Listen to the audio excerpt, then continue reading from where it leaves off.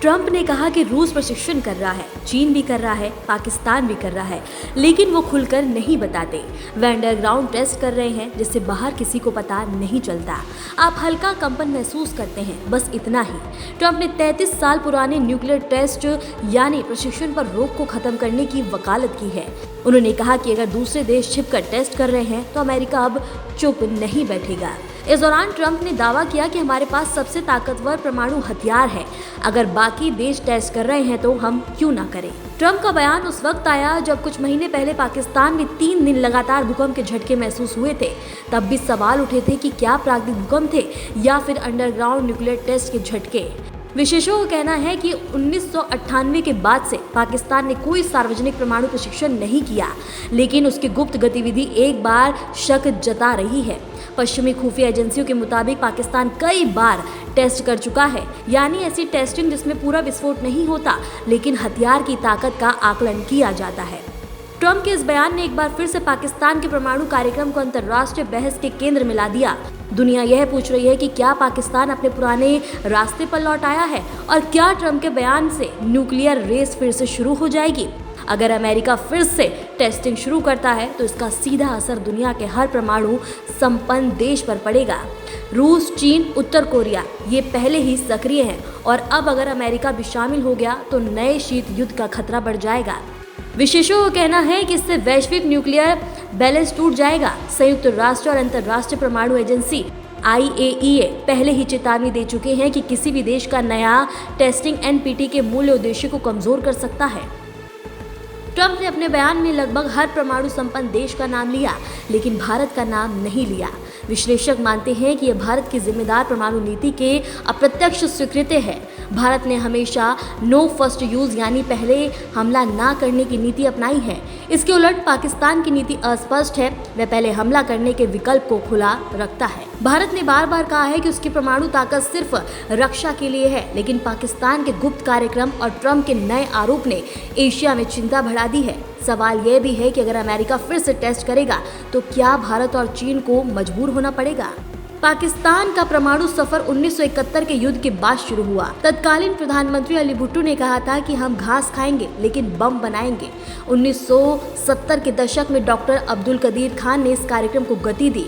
इसके बाद भारत के पोखरण 2 प्रशिक्षण के कुछ ही दिनों बाद पाकिस्तान ने बलूचिस्तान के चंगाई पहाड़ों में अपने परमाणु विस्फोट किए। इसके साथ पाकिस्तान आधारित तौर पर परमाणु संपन्न देश बन गया। पाकिस्तान के परमाणु हथियारों की रक्षा को लेकर हमेशा सवाल उठते हैं।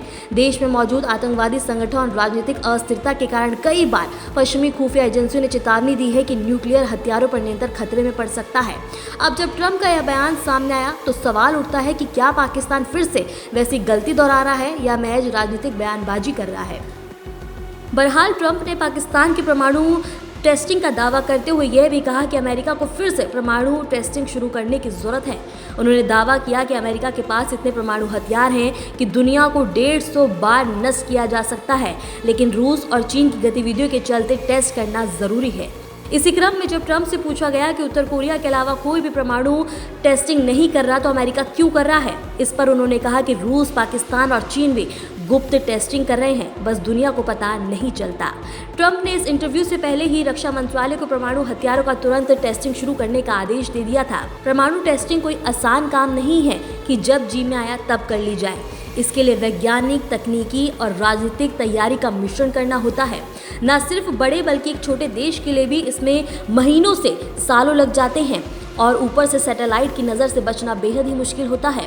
परमाणु टेस्टिंग के लिए डिज़ाइन तैयार करना, सामान एकत्रित करना, डिवाइस तैयार करना, ट्रेनिंग के लिए जगह का चुनाव करना और इन सभी से महत्वपूर्ण गोपनीयता बनाए रखना, जो कि सबसे मुश्किल है।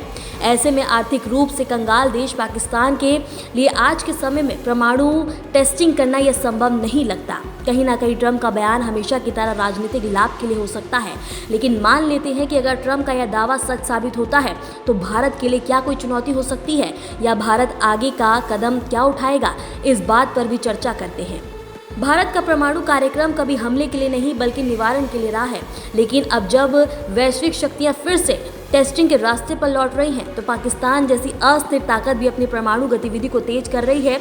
तो भारत को अपनी तकनीकी क्षमता, कूटनीति विवेक और राष्ट्र सुरक्षा हितों के बीच नया संतुलन बनाना होगा शायद अब वक्त आ गया है कि भारत पोखरण की आत्मा को फिर से याद करे। ना कोई आक्रामकता, ना कोई हड़बड़ी, लेकिन संकल्प यही है कि भारत की सुरक्षा और गरिमा पर कोई प्रश्न चिन्ह ना उठे। तो क्या डोनाल्ड ट्रंप का यह बयान एक नई वैश्विक परमाणु दौड़ की शुरुआत है, या फिर यह केवल अमेरिकी राजनीति का हिस्सा है? सवाल कई हैं, जवाब फिलहाल किसी के पास नहीं, लेकिन इतना तय है कि जब भी कोई परमाणु टेस्टिंग की बात करता है तो पूरी दुनिया का बैरोमीटर हिल जाता है, क्योंकि परमाणु हथियार सिर्फ ताकत नहीं, जिम्मेदारी भी है। और जिस देश के हाथ में यह ताकत है, वह यही तय होता है कि दुनिया शांत रहेगी या फिर से कांप उठेगी। भारत ने हमेशा यही कहा है कि परमाणु शक्ति का मतलब विनाश नहीं, सुरक्षा है। भारत के लिए ताकत का अर्थ अहंकार नहीं, संतुलन है। आज जब ट्रंप के बयान ने कई हलचल पैदा की है, तो जरूरत है संयम, संवाद और साझेदारी की, क्योंकि अगर दुनिया फिर से हथियारों की दौड़ में उतरी तो शायद अगला युद्ध किसी देश को नहीं, पूरा मानवता को मिटा सकता है। Bureau report, Aryan TV.